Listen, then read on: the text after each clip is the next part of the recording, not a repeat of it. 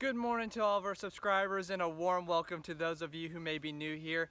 It is scientifically proven that if you watch cute animal videos, you're going to be more productive throughout the day. So do yourself a favor, subscribe to my channel, smash that bell notification, and never miss an episode of Tito again. You owe it to yourself to be more productive, and who knows, you might get that raise after all. So without further ado, we're going to go ahead and start this video. Today we'll be debunking 3 of the most common myths people have about raccoons, so stay tuned. So there are countless videos on the internet of raccoons washing their food, but are they really doing that, considering their nickname is Trash Panda after all? So that doesn't exactly scream cleanliness to me, so what is actually going on?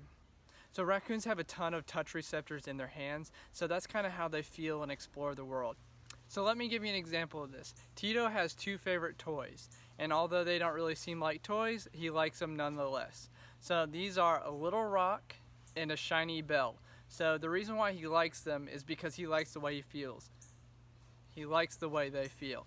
Like I said, they have so many touch receptors in their hands, it's how they explore the world. And so when Tito gets that rock or the bell, he just rubs it between his hands for like 5 or 10 minutes at a time, and he starts chewing on it, and then he'll go find something else to go play with. But it's just really interesting to see just like how much they use their hands for everything. Like they won't even have to look at something, they just reach over, feel it, if they like it, they grab it, or they walk away from it. So that's the reason why they wash their food. They're actually just trying to understand that object, see if they like it, or if not, they move on. Alright, so you might have guessed it, raccoons are nocturnal. However, the reason why I'm doing this is because I get asked so often, why is Tito up during the day if they're nocturnal animals? Well, I got him at such an early age that I was able to condition Tito to wake up when I woke up and to sleep when I was asleep. And I think this makes a lot more sense because like if I'm going to bed like at 11 o'clock at night and he wakes up at 10, he only gets to be out of his cage for an hour.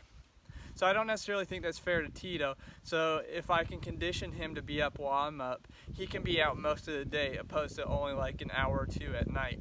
Because he gets up early, I'm able to take him out to places. He can go run around at the park, he can go climb some trees, go play in the water, swim in the pool. So if he was nocturnal, he wouldn't be able to do any of those things. So that's the reason why Tito is, not on the typical raccoon like sleeping schedule. But if you think about it, like it's just better for him all around since he is going to be a permanent pet. I want to be able to enjoy him, and I want him to be able to enjoy his life also.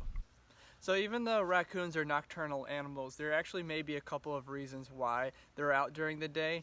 And the first thing that people think of when they see a raccoon out during the day is that it probably has rabies or something.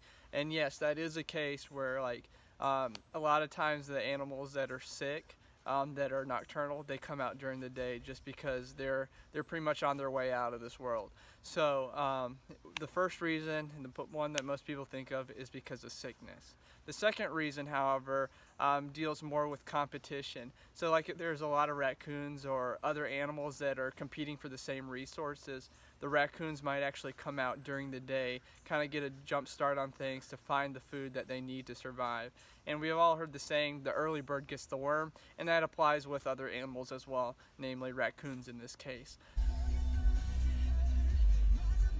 Hey, it's a raccoon! So if they're getting out earlier, they can get to the resources before all the other animals, and then they're able to feed themselves. The third reason kind of falls into that same category as competition, but however, you see this a lot with like mom raccoons because they need to feed their babies. And so they'll come out earlier just because they need more time to look for food so they can also feed their cubs as well as themselves. So as you can see, it's pretty similar to the competition thing, except instead of competing with adult raccoons, they're competing with their babies. So when I first got Tito, a lot of people in the comments were saying that he has rabies and that I'm going to get rabies also. But the truth of the matter is that most raccoons do not have rabies. There is a raccoon in the car! No, there's Dwight? not.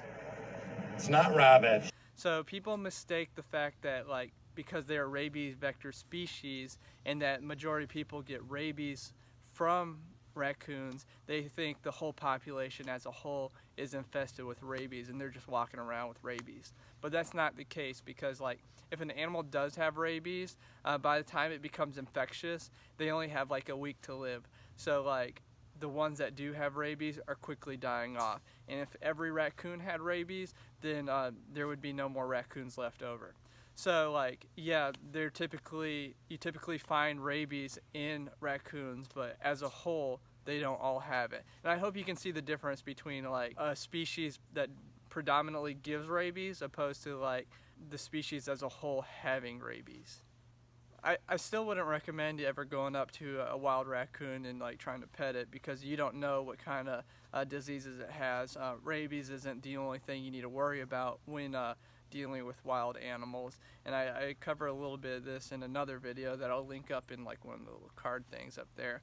But yeah, so my advice, stick to watching cute raccoon videos on the internet, you know. So as a recap of what we talked about, number one, raccoons are nocturnal. However, there may be several reasons why they're out during the day. Number two, not all raccoons have rabies. It's only a small percentage of them.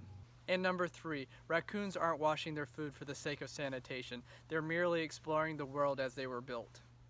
So there you have it. We debunked 3 myths that you might have had about raccoons. If you used to believe them, let me know in the comments below which one. And if you want me to debunk any other myths, write those in the comments as well. But anyways, thank you again for making it to the end of the video. Like and subscribe if you haven't already. It helps out the channel tremendously, and I definitely appreciate it.